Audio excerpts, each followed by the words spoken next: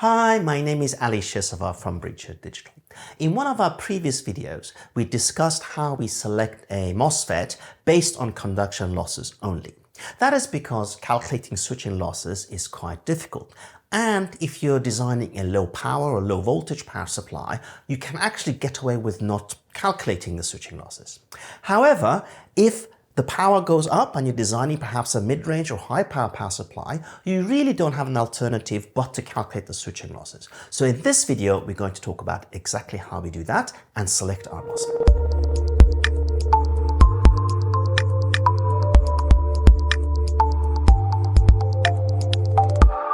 If you've been looking at equations for switching loss calculations, you'll see that they look very, very complicated.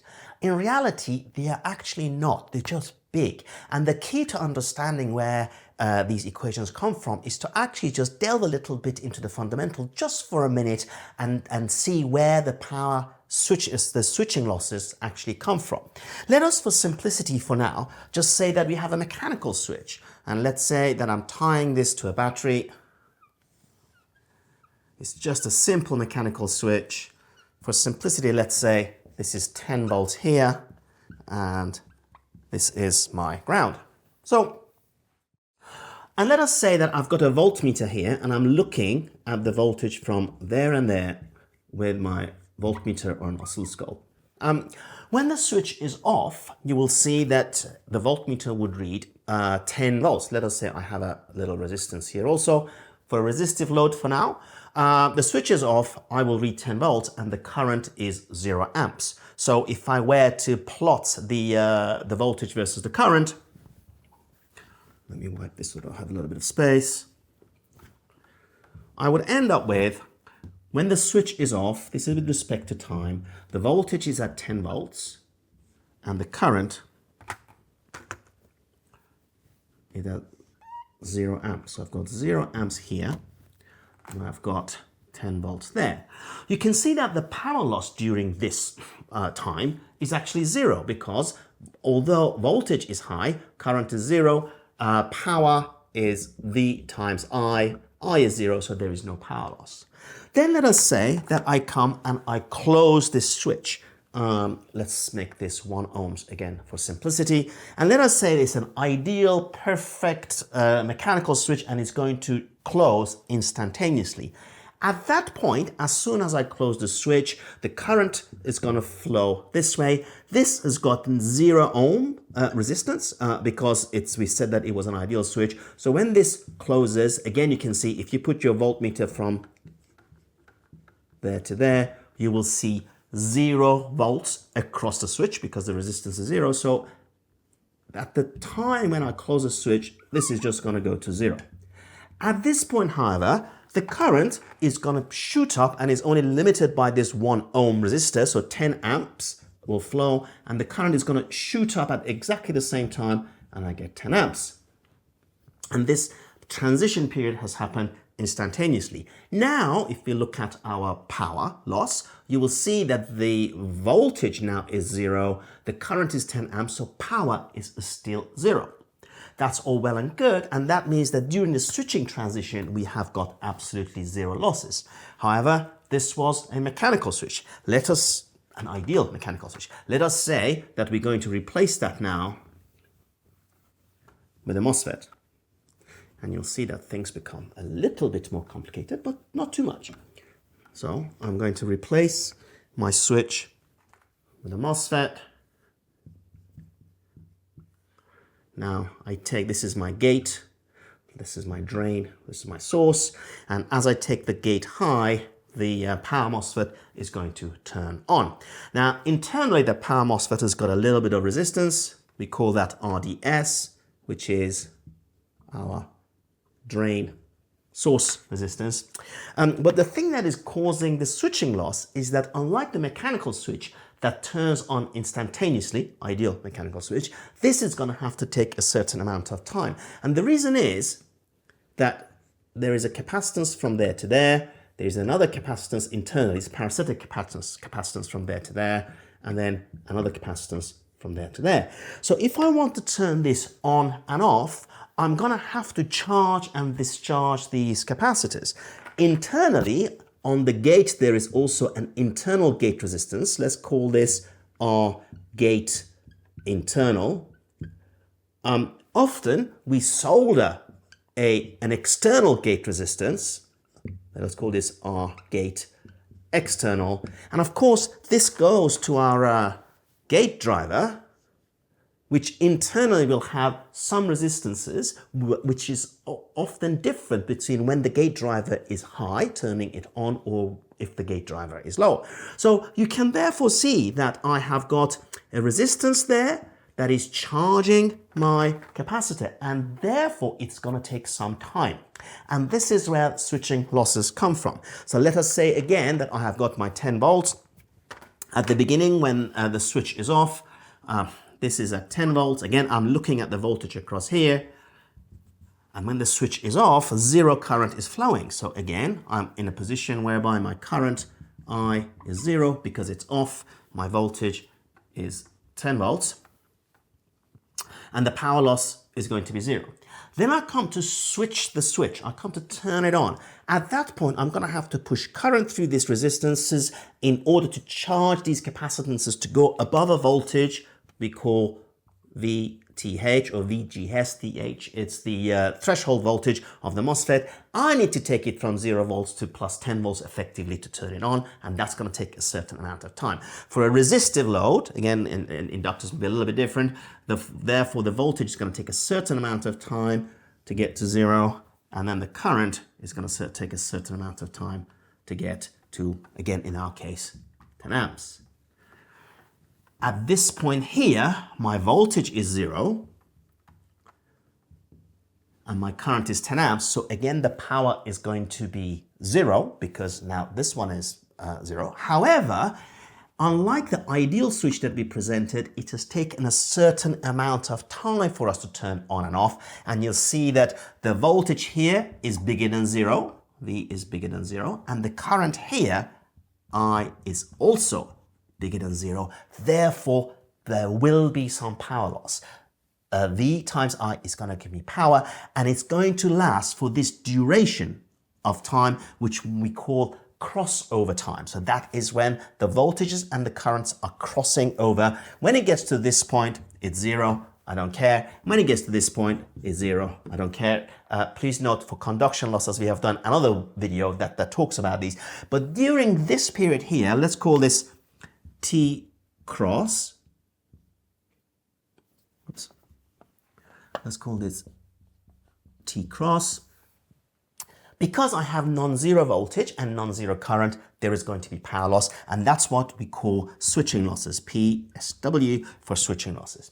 And it happens 2 times. When I turn the switch on, it's T cross on, and then later on, I'm going to turn the switch back off again, and these two will reverse. So the current will go down, like so, the voltage will go up like so, and again there will be some losses. So I have 2. I have got T cross on and T cross off. And of course, we need to work out how much losses we have. Now, if you look at the equations, this has been derived a million times in books and on the internet, so I won't go through the derivation of the equation, but I'm just going to give it to you for power supplies with an inductive load, which is, I rephrase, for FETs that are driving an inductor. You have the power loss during switching period for on period, when you're turning it on, is half V max I max times the crossover time, T cross. And then it happens once every switching frequency times Fs. You will have seen this equation, and it happens 2 times. During the on period, this is T cross on, and during the off period, PSW off, this is half V max again, I max, T cross off, times how many times it happens per second at the rate of the switching frequency. And we need to calculate these 2 equations, And this is where things start to get a little bit complicated. We know Vmax, that is the maximum voltage across our drain source. That comes from our specification. We know obviously half, we know Vmax. Imax is the drain current, again the RMS drain current that's going to go through our drain. Again, we know that from our specification. And of course the switching frequency we know, let's say for simplicity, 200 kilohertz. So I know this one, I know this one, I know this one, but I really don't know this one. And again, they're in the off period, I know this, I know this, I know this, but I don't know this crossover period. And as it happens, this is just really complicated to work out because there's so much uncertainty. The equation for it, when you look at the fundamentals, it's quite simple. So please don't be scared of the big equation. I'm going to explain why it's so simple.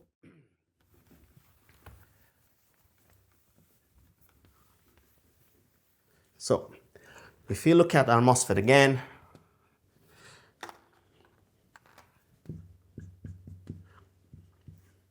we said that we've got a certain amount of resistance, we've got a certain amount of capacitance. I'm just going to draw one of them for now. And we're going to have to work out the time, the crossover time between two, because we said the equation was V I T crossover time times Fs, right? So I need to estimate this. Well, there are books and documents that show you how you do this. By far the most popular is the excellent paper by Mr. Laszlo Balogh. I have put the reference in the description. I cannot explain how many times I've read this and trying to work out what's going on. It is, in my experience, by far the most the easiest one, which you can download free from Texas Instruments. And effectively what he says is that, okay, well, I don't know this one, but I know that this is just an RC circuit, right? And I know that Q is equal to CV, and I know that Q is equal to IT, so IT is equal to CV, and therefore the time that I need to know, T, is equal to CV divided by I, okay? So the C are the parasitic capacitance of the MOSFET. I can estimate them from the datasheet of the device. The V is the voltage threshold that you need to get to, plus when you take it all the way up to turn it on, or when you're on the way down, you go from the drive voltage, let's say 10 volts on the gate, back down to 0. So I can estimate this voltage, and the I can work out by knowing this resistance and the voltage across it. So I know this one, I rephrase. I can estimate this one, estimate this one, estimate this one. Therefore, I can have an estimate of the time. I go plug that into my equation and I estimate the amount of switching losses that I have during the on period, and then I do it again during the off period, and then I can select my MOSFET based on the conduction losses plus the switching losses per MOSFET that I select first, and I extract this information from the datasheet. The equation actually gets long, but in principle, it's just this. It is probably easier to look at that on the computer. So we're going to go to the computer and I'm just going to show you where that long equation comes from and the fact that it is quite literally calculating these two equations. So this is the equation that we are trying to evaluate. In particular, we are interested in T cross on, the crossover time as we turn the switch on, and later on we have to do it again for when this we are turning the switch off. Mr. Balogh proposes that all we're trying to do is charge and discharge this capacitor here through these resistances, and therefore all we are trying to evaluate is this Q is equal to CV, this equation that we've been using since school level physics. If I rearrange that, I'll get T, the time, is equal to CV divided by I. And if we look at the equation that is available in the paper, you'll see that he proposes that T cross on is equal to CISS, that is a capacitance, times the voltage divided by current. This is R divided by V, which is of course is 1 over I. As we know from Ohm's law, V over R is the current, so 1 over I, this divided by I is R over V. And then the equation repeats itself because we've got two time periods that we are trying to evaluate. One is during the Miller plateau, and we've done a video about this already. And then one is either immediately before or immediately after, depending on whether we're turning the switch on or off. So you will see that we've got another CV divided by I. And again, we can extract all of this information either directly from the datasheet or from the datasheet of the gate driver or from our specification. So let us quickly go through it to make sure that we can evaluate all these variables. First of all, VGS Miller is the threshold voltage available from the datasheet. ID max is our maximum drain current available from our specifications, divided by GFS, which is the transconductance of the MOSFET that we are trying to evaluate, again available from the datasheet. Our total is the total resistance of the path, and is of course the internal resistance of the MOSFET available from the datasheet, the external resistance that we are going to solder, typically 1 ohms, 2 ohms, either you know it or if you don't at design time, just stick 1 for evaluation purposes, and the internal resistance of the gate driver. Now, some gate drivers provide you this value and some do not. Again, it's not that crucial. If you have the value from the data sheet, great. If not, just set it to 1 ohms. The reason is that we're just trying to compare one MOSFET versus another to see whether it is around the right sort of ballpark for our switching losses. Okay, so we have evaluated that one. VDRV is the drive voltage, is the gate drive voltage, and is typically 10 to 15 volts available from our specifications. Then we know this. CGD average is the average value of the gate drain capacitance. Again, although directly not available, we can work it out from stuff that is available. So CRSS is available from the datasheet. VDS datasheet is the value at which they evaluated this, and it's always available from the datasheet. And VDS max is the maximum stress on our MOSFET available from our specification. So there we go.